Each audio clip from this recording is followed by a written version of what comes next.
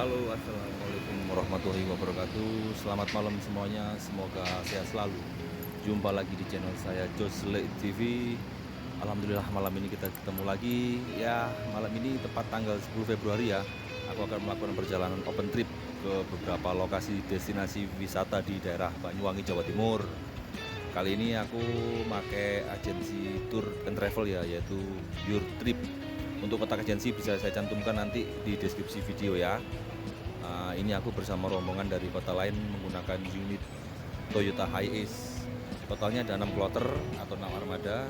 Kita start dari rest area tol Pasuruan. Let's go, jam setengah 7 malam berangkat kita. Oke, tepat sekitar jam 8 malam kita udah sampai di rumah makan Bu Titin yang berada di daerah Tongas, Probolinggo. Ini salah satu cabang rumah makannya ya, karena bertepatan dengan libur panjang, jadi kalian bisa lihat jadi antrian pengunjungnya cukup banyak. Ada dari agensi-agensi lain sih. Yuk kita lihat, rata-rata sih unitnya armadanya atau itu Hiace ya. Tempatnya cukup luas, cukup banyak variatif. Tempat duduknya bisa di dalam maupun di luar. Nah ini kebetulan aku sama teman-teman dari rombongan lain, kita sedang mencari posisi untuk lokasi tempat makannya, tempat duduknya sih. Nah di rumah makan Bu Titin ini ada dua jenis pilihan makan ya, jadi menu pedas dan menu yang nggak pedas. Lokasi rumah makannya cukup luas loh, jadi kalian nggak usah khawatir. Nah ini menu makanan yang saya pilih bersama istri, nah itu saya bersama juga dengan teman-teman yang lainnya. Oh ya, jangan lupa kalau kalian mampir ke rumah makan ini, sempatkan dulu untuk beribadah atau sekedar kecil. Oke, kita lanjut ke destinasi berikutnya karena perjalanan masih jauh. Let's go. Oke, setelah 1,5 jam ya, kita sampai di rest area daerah Situbondo yang bernama Utama Raya. Sekalian armadanya ini lagi isi solar sambil kita ngopi-ngopi dulu, ngelurusin punggung kaki sejenak di sini. Kita lihat itu banyak kafe-kafe juga. Oke, lanjut. Gas. Ya oke. Polo-polo semuanya. Setelah hampir 3 jam ya perjalanan kita melewati hutan-hutan, melewati jalan-jalan yang berliku-liku. Akhirnya kita sampai juga di Pal Tuding ya. Jadi tempat pemberhentian atau tempat pertama kali kita untuk mendaki di Taman Wisata Alam Kawajen. Ini aku masih antri sama teman-teman ya di toilet. Nah ini ada beberapa alat peralatan ya yang aku sewa. Nanti untuk harga peralatan dan peralatan apa aja nanti aku share di tips and trick di akhir video. Nah ini aku menyewa beberapa alat. Kalian harus wajib sewa alat ini ya. Salah satunya masker gas, ini yang saya pegang ini trekking pole, alat bantu untuk mendaki. Kemudian kalian juga bisa sewa namanya headlamp atau lampu kepala. Dari peralatan ini semua kalian bisa sewa di tempatnya. Ini nanti bisa kalian dapatkan di tempat simaksi atau tempat kalian ketika perizinan, atau juga bisa sewa di tempatnya kalian untuk agensinya. Jadi agensinya juga bisa menyewakan. Nah ini kebetulan lagi ada briefing dari tim tour leadernya agensi kita, briefing mengenai hal-hal apa saja yang harus dipersiapkan selama pendakian. Yuk, animonya sangat luar biasa ya. Kawajen itu salah satu merupakan destinasi wilayah yang lokasi yang harus kalian datangi sih ketika kalian di daerah Banyuwangi. Selain Bromo juga ada di Kawajen. Cuman kalau di Kawajen ini kita memang harus startnya pagi ya, dini hari kalau bisa. Karena kita ngejarnya namanya Blue Fire, kita ngejar Blue Fire. Itu yang harus diutamain. Kalau kita berangkatnya telat-telat, kemungkinan Blue Fire sudah dimatiin sama para penambang belerang itu. Oke, sekali lagi kalian harus mempersiapkan ya untuk tenaga, yang pasti sih fisik. Karena kalau kalian nggak pernah mendaki sebelumnya, kalian pasti merasakan yang capek-capek yang luar biasa. Jadi pastikan sebelum kalian mengikuti open trip, apalagi yang khususnya untuk yang naik ke gunung-gunung, naik ke kawah kayak gini nih, kalian harus lebih mempersiapkan secara fisiknya juga, mentalnya juga. Jangan sampai nanti sudah hampir separuh jalan kalian menyerah. Oke. Nanti di akhir video saya coba kasih tip and tricks ya untuk bagi para hiking pemula, termasuk saya juga. Ini berdasarkan dari pengalaman saya kemarin mengikuti open trip ini juga sangat membantu. Nanti kita lihat, saksikan aja perjalanan saya bersama teman-teman mendaki Kawah Ijen. Let's go. Bismillahirrahmanirrahim, kita mulai memasuki start pendakian di Taman Wisata Alam Kawah Ijen. Di sini kita harus berbaris rapi ya, dua-dua ya. Bismillahirrahmanirrahim, semoga perjalanan lancar hingga sampai tujuan kembali. Semangat, semangat. Oh ya, aku lupa, aku mau menambahkan tentang persyaratan atau berkas-berkas yang harus kalian penuhi untuk naik Kawah Ijen. Salah satunya itu kalian harus punya surat keterangan sehat. Nah, surat keterangan sehat ini bisa kalian dapatkan di dokter, di klinik, atau di puskesmas. Karena merupakan salah satu syarat wajibnya kalian naik Kawah Ijen.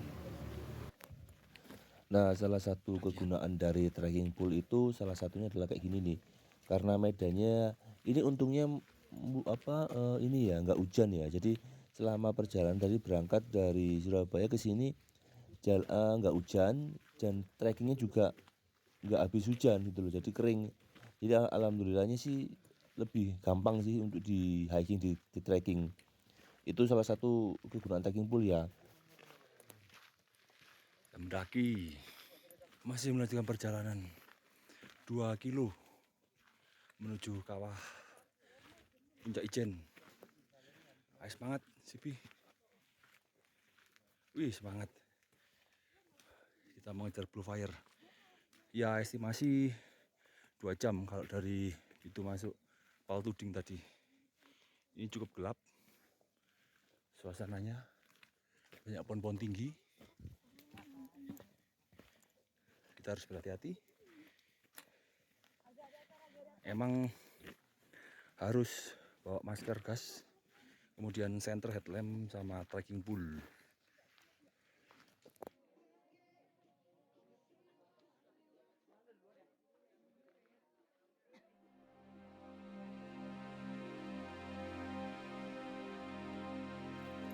Perjalanan masih separuh perjalanan teman-teman, jadi kita harus menghemat tenaga, menghemat jajan. Kalau bisa kita minum seperlunya aja, jadi jangan minum terlalu banyak ya, jadi minumnya dikit-dikit aja, jadi biar untuk basahin tenggorokan aja, biar nggak terlalu kering. Ayo, taksi.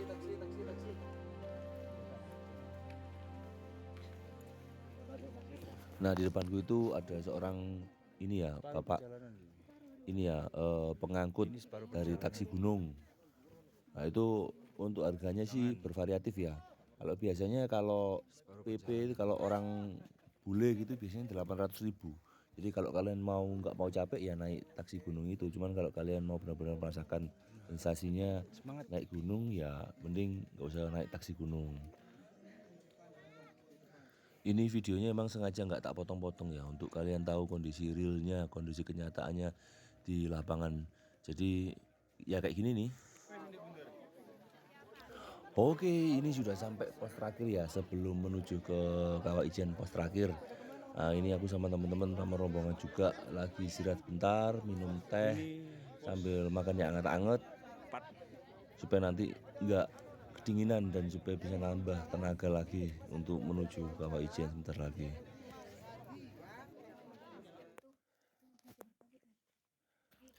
Ya, ini udah jam 5:04 ya. Bentar lagi mau sampai di Kawah Ijen.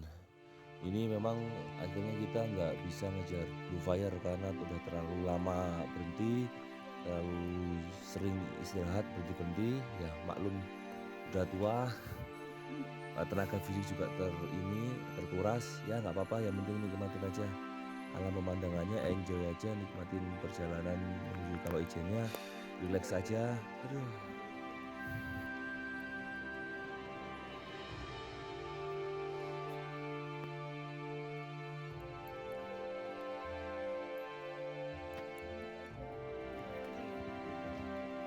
Alhamdulillahirrahmanirrahim, akhirnya setelah perjalanan kurang lebih 2 jam saya bersama rombongan sudah sampai di kawasan Kawah Ijen yang sangat fenomenal ini. Alhamdulillah perjalanan kali ini lancar ya, nggak hujan, nggak ada kendala apa-apa, cuman fisik aja yang nggak terkuras. Nah di sini kalian bisa lihat banyak itu taksi-taksi gunung yang telah menanti. Tapi kalau saya sih lebih baik untuk effortnya lebih kerasa, semangatnya lebih kerasa, lebih baik kalian mendaki. Tapi kalau kuat, tapi kalau memang hari ini nggak kuat ya lebih baik jangan dipaksakan, pakailah jasa mereka.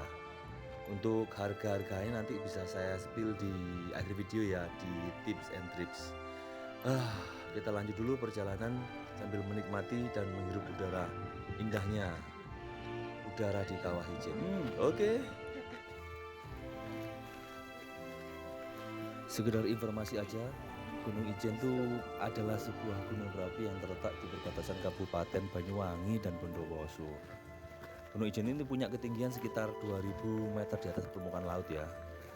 Dan jalur pendakiannya sekitar 2 kilo dengan kemiringan sekitar 25-35 derajat lah, dengan medan tanah yang berpasir. Jadi semakin membuat langkah kaki kita itu berat dan harus bisa menjaga keseimbangan.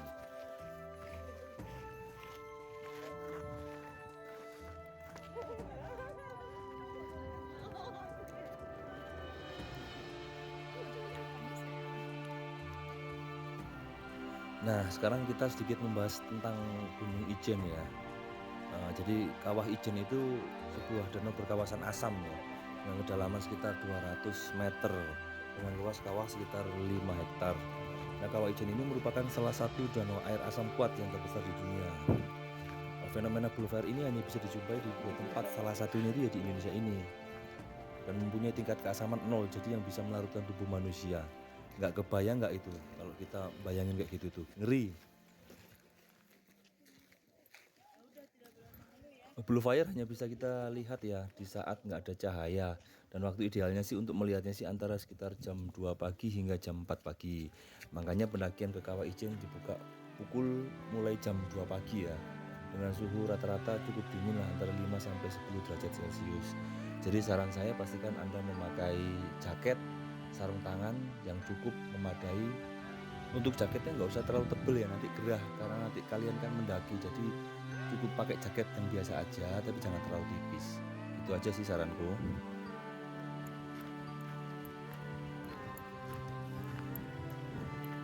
Di kawasan Ijen ini juga ada penginapan ya, dengan sewa kamar sih sekitar 100.000 per malam, atau juga bisa menyewa villa berisi 3 kamar dengan harga sekitar ya 500.000 per malam lah.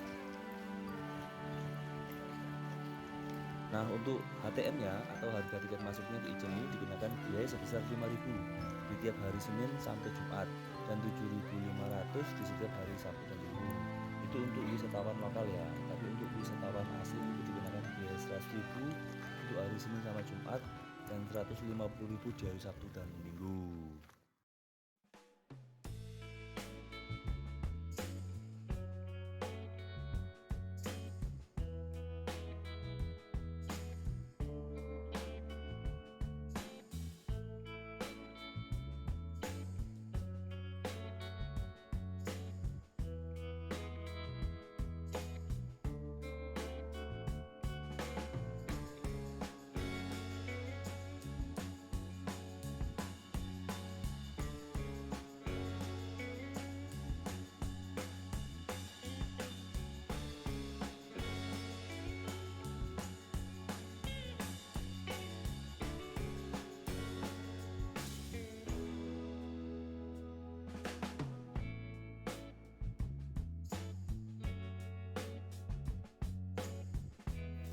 Oke, setelah puas kita foto-foto di atas Kawah Ijen, ini sekarang perjalanan kita kembali turun. Nah, untuk perjalanan turun ini ya, kalian bisa sewa itu taksi gunung yang di depan saya itu. Nah, jadi gini, jadi ketika tadi kita naik itu, yang pemilik dari taksi gunung itu mengatakan orang bule itu jarang menyewa mereka, atau jarang menyewa jasa mereka, karena mereka sukanya mendaki. Nah, biasanya malah wisatawan lokal ya yang malah menyewa taksi gunung untuk naik dari atas dan turun. Nah, biasanya sewanya sih bermacam-macam ya. Untuk sewa taksi gunung itu bervariatif sih, ada yang 800 dan 500. Kalau yang 800 itu PP sama seperti yang 500. Cuman biasanya gini, mereka itu ngitungnya itu dari mana dulu kita naiknya. Kalau startnya dari bawah, dari tadi yang tempat ini perizinan itu sampai puncak itu 800. Beda-beda sih gitu loh. Nah, cuman kalau posisinya kita naiknya itu dari pos 3 atau pos 4 ke puncak kan nggak terlalu jauh, jadi mungkin relatif antara 300 sampai 400-an. Begitu pula juga waktu turunnya kalau kita turun dari puncak ke bawah nggak mahal, tapi kalau turunnya dari pos 2 atau pos 3 mungkin antara sekitar 200-300. Ya semua tergantung fisik kalian ini sih, kuat apa enggaknya gitu. Lanjut.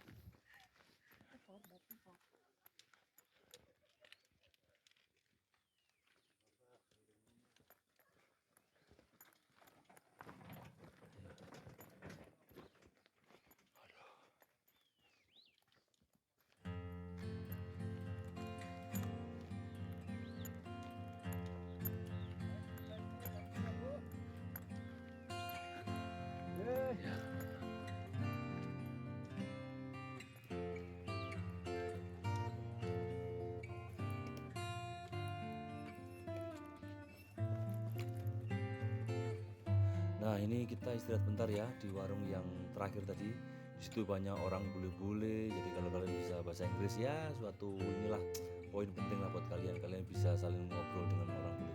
Rata-rata sih banyak bule dari Jerman ya, Jerman, Arab, Cina juga ada. Nah, ini kita makan dulu pop mie, makanan andalan para pendaki. Makan dulu ya sebelum lanjut perjalanan.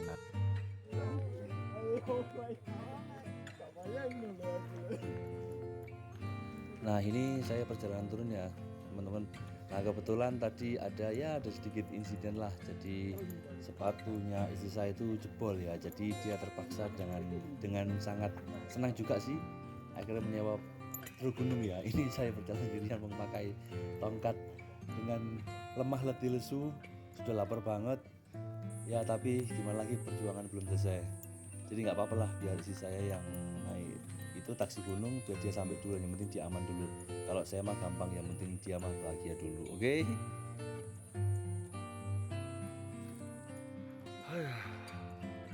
Akhirnya sampai juga di pos keberangkatan tadi awal tadi pagi. Ya inilah perjalanan. Ya kalau perjalanan turunnya sih lebih ini ya, lebih cepet ya karena jalannya menurun ya, jadi nggak terlalu ngoyo untuk naik gitu. Tapi kaki lumayan gemeter sih, dengkul tadi lumayan gemeter. Tapi alhamdulillah lah udah sampai dengan selamat.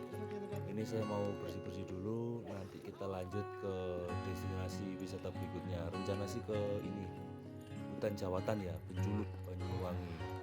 Oke, tetap semangat. Ini saya mau mandi dulu, mau gerak dulu, kalau perlu makan dulu. Oke, see you.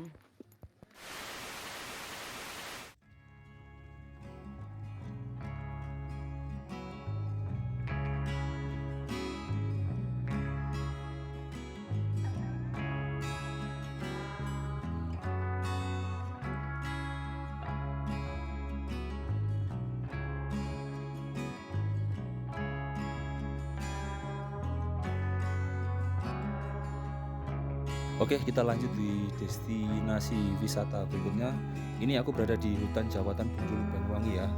Nah, itu kalian lihat semuanya itu pohon-pohon besar ya. Ini namanya jenis pohon trembesi ya. Pohon gede yang menurut info warga sekitar itu umurnya udah ratusan tahun lah. Jadi kesannya sangat-sangat magis ya. Kayak film ini ya, kayak film Lord of the Ring ya. Jadi kesannya tuh angker banget. Hutan Jawatan ini sebenarnya sudah ada di zaman penjajahan Belanda ya, yang kala itu digunakan untuk sebagai tempat penimbunan kayu, punyanya perhutani di daerah Banyuwangi bagian selatan. Pohon-pohon trembesi ini juga sebagai sarang bagi kelelawar ya. Bau dari guano atau kotoran kelelawar ini semakin mendukung suasana lebih seram, khususnya saat menjelang gelap atau sore hari. Di dalam kawasan area hutan Jawatan ini kalian bisa menyewa dan mengendarai ATV buat kalian yang ingin berkeliling di sekitar area hutan Jawatan.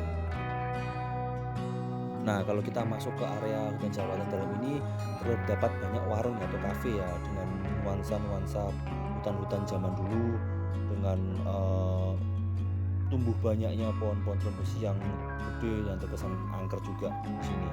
Nah di sini juga kalian juga bisa menikmati live musik ya, yang biasanya hampir tiap hari sih. Dan juga bisa ada banyak spot-spot foto buat kalian mau foto selfie, mau foto keluarga, bisa diabadikan di hutan jawatan Banyuwangi ini.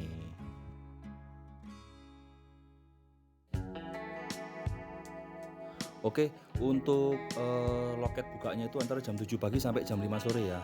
Tiket masuknya sangatlah bersahaja atau sangat murah. Kamu hanya cukup keluarin uang 2.000 aja untuk perorangan. Sementara untuk parkirnya untuk mobil 5.000 dan motor Rp1.000.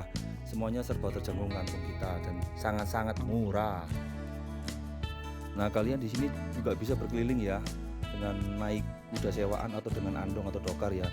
Kalau pengen rame-rame atau berduaan dengan pasangan, tarif kuda tunggangannya itu untuk dewasa 20.000 per orang. Untuk anak-anak hanya 10.000 aja. Sedangkan untuk keliling dengan dokar yang keliling-keliling area itu digunakan sebesar 10.000 untuk dewasa dan 5.000 untuk anak. Oke, karena dirasa cukup, kita udah terlalu lama di sini 1 jam.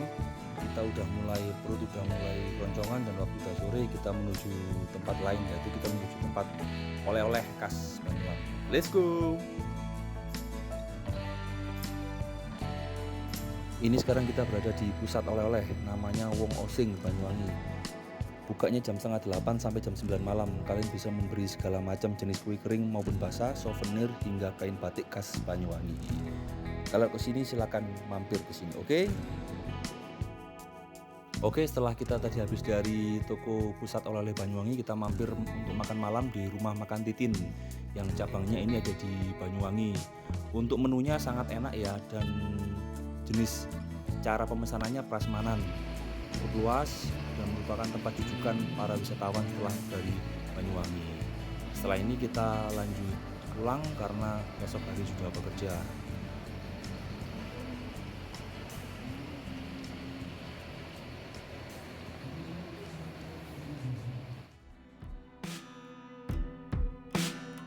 Oke, waktunya kita pulang karena esok hari sudah bekerja. Terima kasih untuk kalian semua yang telah menonton video kami.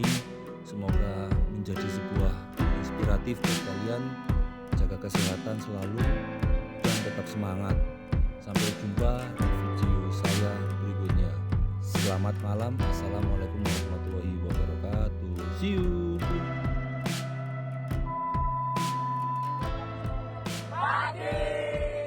Kawajan 11 Februari 2024, gimana cuacanya? Cerah! Jangan lupa kalau tri bareng siapa? Yogi!